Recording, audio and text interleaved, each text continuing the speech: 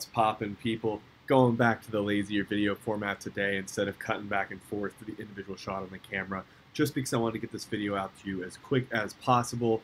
Nick Strength and Power, again, shout out to Nick on a fantastic video. I'm assuming I still haven't checked it out yet, covering the California Pro Prejudging. So just like last time, Tonio Burton in that top two, showing up, looking incredible. Tonio's having a great season this year.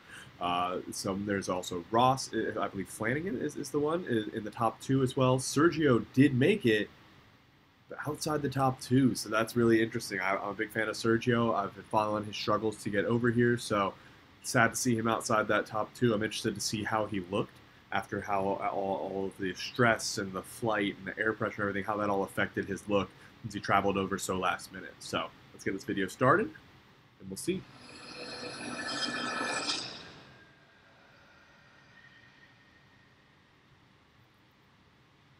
All right, what's going on, you guys? Nick here with Nick Strength and Power. So the prejudging for the 2023 California Pro just wrapped up, and based on this prejudging, I think we're going to have a pretty interesting result here. So it looks like the top two is not going to be what anybody really expected. Aside from Tonio Burton being in that top two, Ross Flanagan was in the top two call out at the very end of prejudging. So it looks like it's going to be between Tonio Burton and Ross Flanagan. If you guys don't know who Ross Flanagan is, that's the guy that owns the Flavor Gang company, the seasoning company, the sauce company. And this is... I've used Flavor Gang seasonings. I had not heard of the owner, and he looks very impressive. I mean, oh my God, look at this pause shot. Look at his hamstrings in there. Look at the definition and the separation in those hamstrings. I'm going to see if I can get you guys a little higher quality. I don't know if I'm in full quality right now. Yeah, look at that. Look at the definition of those hamstrings, the separation.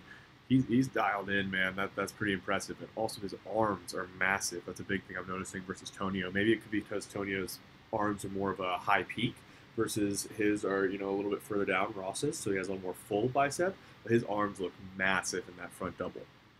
This is really a pretty big look for him. This is probably the best I've ever seen him look. And I definitely think he deserves this top two spot. This is the best conditioning I've seen him in. He looks huge in this lineup.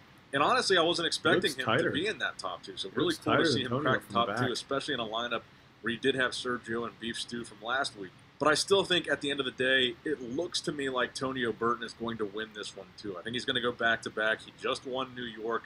I will say in that back shot, Ross, I think, looks a little tighter. Maybe it's the tan, maybe it's the lighting, maybe it's the video. He looks a little tighter, especially in that hamstring definition and that lower back definition. But Tonio just has so much more mass in his back, and it is open bodybuilding. I think he did enough here to win. I think it's very similar to what we saw in New York. Tonio brought... Another thing, like he's pointing out, with Tonio coming in off of a win from another show, it's one of those situations where, for the judge's mind, they know Tonio is clearly one of the looks that they're looking for. So for them, it's really... he has to lose the show, if that makes sense. Like, Tonio has to come in far enough off to lose the show, because there wasn't really anyone here that's also a multiple-time, you know, current reigning winner. You know, and New York Pro is a big show, so the fact that he just won that brought him in with a lot of momentum. He's having someone the judges had their eyes on, and so it was really more like, because of that momentum he had going into the show, everyone else had to compare themselves up to Tonio. He was kind of the standard, so Tonio, in order to lose, would have to not be Tonio in order to lose, if that makes sense.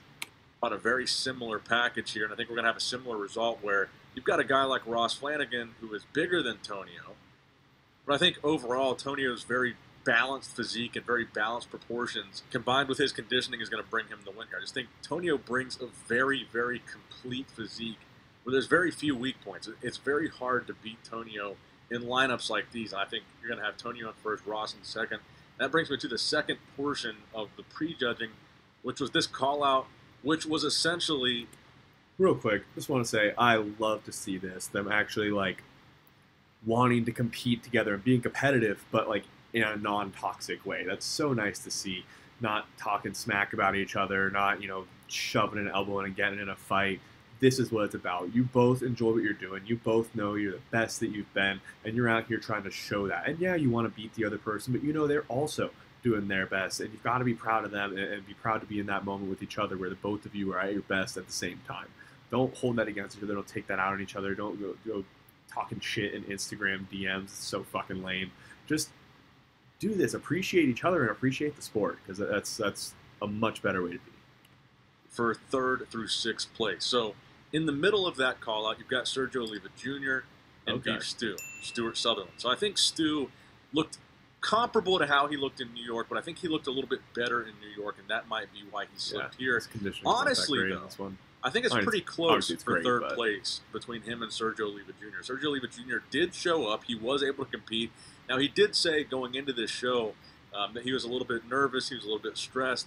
Obviously, this was kind of a last-minute decision, a last-minute travel. He said he was holding water, and I think that is kind of what you saw here. You see a Sergio he's not bad, but he's definitely off a little bit. You can definitely see that he's holding water. His conditioning suffered a little bit here, but still, overall, I think a good version of Sergio. Sharp it's just definitely not going to be good enough for the win. And like I said, I think Beef Stew looked comparable to how he looked in New York, but he might still look good enough to place ahead of Sergio. I think he looked a little bit sharper and a little bit tighter than Sergio looked here. And I'm curious to see if Sergio continues to compete after this show, now that he's back in the States and has the opportunity to maybe stay here and actually do a prop. That's what I've been wondering, is have we heard anything about Sergio staying here? I mean, he is a U.S. citizen. It's not like he lives in Dubai and he's from Dubai. He's just been living there because that's where he's training. So he is a U.S. citizen, so he should be able to come back and stay over here for a while. And I think if he wants to win a show and get back to the Olympia, as much as he loves training in Dubai, as much as his coaches in Dubai, etc., he's going to need to train for a month or two here and tighten up and come win a show here in the U.S. without having to worry about travel, without having to worry about that. Because you can see right here, you can see the striations in Stu's traps and rhomboids. You can't see those striations in Sergio's. You can see the definition. You can see the separation because he's lean. He's definitely been dieting, but it's that water. Just look at the lower back of him versus the guys on the sides. You know, that's where that little difference is that Nick's talking about. Proper peak week and a proper prep for one of the upcoming shows so he can actually, be a threat to win. Because I really think the reasoning for Sergio's look here was the last-minute nature of him showing up in Cali. And again, I'm glad he did.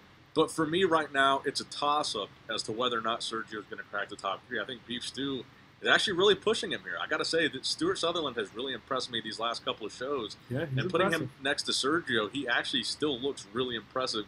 And I think there's a chance he takes 3rd here. So I think right now my prediction would be Antonio Burton wins, Ross Flanagan in 2nd, Beef Stew in 3rd, and Sergio in 4th. Now, if Sergio tightens up for the finals, I think he could find himself in that 3rd place spot. But I think, and that's what I was about to say. I think in both situations, to be honest, I think if Tonio doesn't come in as tight at the finals as he was at prejudging, but Ross does, I think Ross could steal the win too. Honestly, if Tonio slips pretty much at all, like I said, I think this is his show to lose, if that makes sense. As far as Stu versus Sergio, again, it's going to depend on how they come in the night show. I think they're pretty even right now. I would agree that Stu's probably a little ahead because his conditioning's a little bit better. He's a little less watery. But if Sergio can tighten up, he could probably take that 3rd spot tonight. It's really interesting to see. Overall, it's conditioning here. It's water that's holding Sergio back. And that's something that I do think can be fixed for the next show. But let me know what you guys think in the comments down below. Let me know your predictions in the comments down below. And as always, I love you guys. I appreciate you guys. Leave a like on the video, subscribe, all that good stuff. Like he said, subscribe to the man. Go check out his video, like it. If you liked this one, subscribe down below. Toss me a like. Drop me a comment on anything you want to see, whether it's reactions or any fitness topics you want me to cover. If there's any, bodybuilding strategies or anything that might interest you, let me know down below. I'd love to make a little more informational content or just generally content that you guys feel would benefit you, because that's why I do it. I do it to kind of provide something to you guys. I thought it entertains me to do it, but if someone else gets a little help out of it, that's always going to be the best part. So again, like, subscribe, and I'll see you guys in the next one.